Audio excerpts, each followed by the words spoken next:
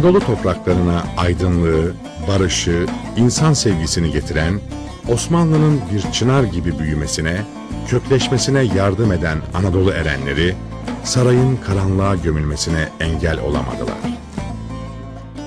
Kendi çıkarları için Anadolu'da yanan ışığı görmezden gelen zindanların efendileri, Anadolu'daki bu ışığı zulümle, baskıyla söndürmeye kalktı. Ama olmadı, sönmedi.